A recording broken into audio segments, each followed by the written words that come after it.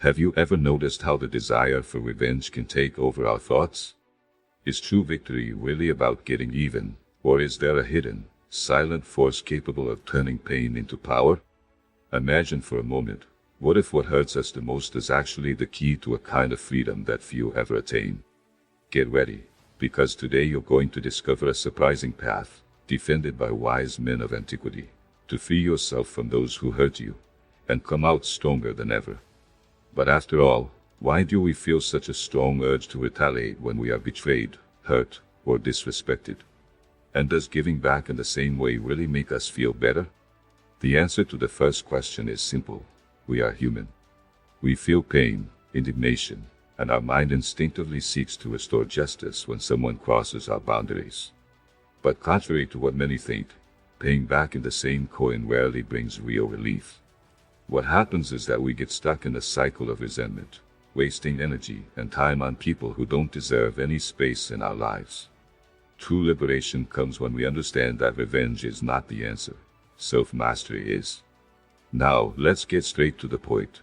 What is the answer of the ancient Stoics to revenge? They advocated something counterintuitive, yet powerful, and that's what we're going to talk about.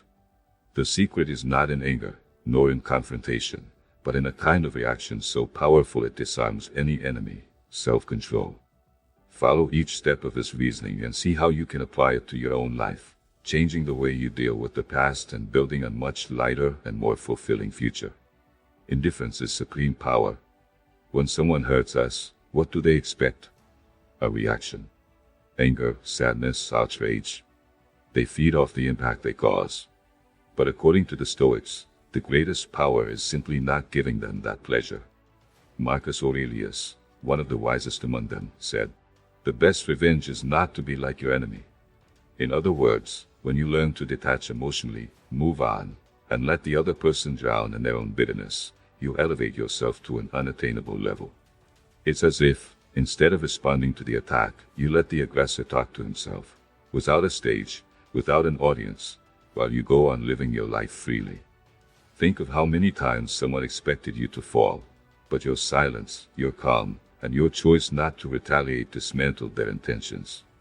That is true freedom. Success is the greatest silence. The Stoics also believe that there is no revenge more effective than thriving.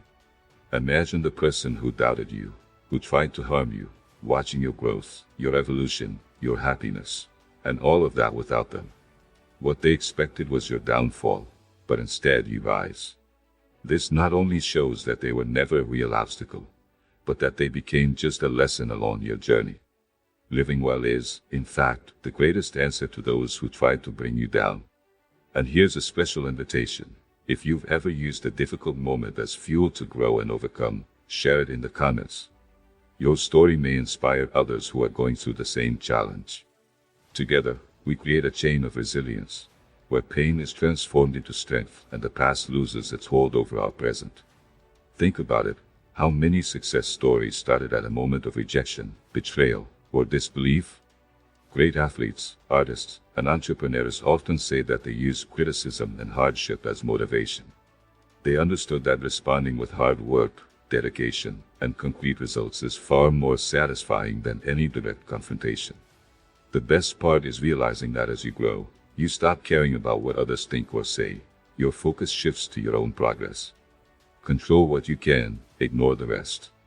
Epictetus, another master of Stoicism, taught, "It's not what happens to you, but how you react to it that matters." We can't control what people do, but we have total control over our reactions. Whenever you find yourself dwelling on the past, thinking about who hurt you, remember, you're giving that person space in your mind, feeding a destructive cycle. The power here is in redirecting your focus to yourself, to your own growth, learning, and self-control. A practical example. Imagine you lost a promotion because of gossip or intrigue among colleagues. The immediate impulse might be to confront, create conflict, or isolate yourself. But what if, instead, you channeled your energy into improving your skills, building new opportunities, or even seeking out healthier environments? Control is always in you, never in the other. That's the difference between being a prisoner of resentment and being the protagonist of your own story. Master your emotions, master your life. Anger chains us to the past, but self-control sets us free. The Stoics trained themselves to feel nothing toward those who wronged them. Picture yourself as an unshakable rock. Someone may try to provoke you, but you remain serene, firm, unbothered. Often, silence speaks louder than any answer. The less you care, the stronger you become. It might seem difficult at first. After all, we're taught from a young age to react, to defend our pride. But true power comes when you realize that nothing and no one can shake you without your permission. Practice taking a deep breath, thinking before you act, and remember that your peace is worth more than any argument. Over time, negative emotions lose their strength, and you become someone who inspires respect, precisely because you don't get involved in petty disputes. Lives so well that they become irrelevant. This is the pinnacle of Stoicism, building a life so full and satisfying that those who hurt you become a distant and meaningless memory. Those who expected your ruin will watch from afar as you flourish. You don't just move on, you grow and stand out.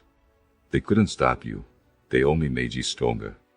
Have you ever realized how many times you worried about someone's opinion, only to notice months later that that person is no longer part of your life? It's liberating to see that when you're busy living your purpose, the past simply disappears in the rearview mirror.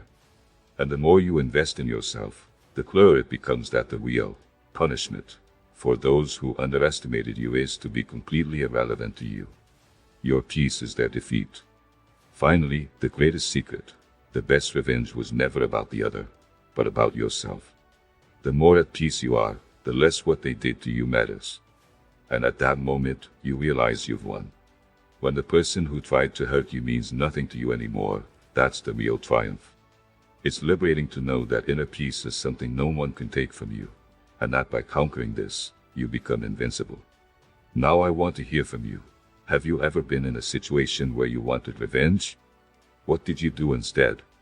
Leave your comment, share your experience. If this content helped you, don't forget to like, subscribe, and turn on notifications. After all, this is just the beginning of a powerful journey towards your best self. Stay strong. Stay stoic.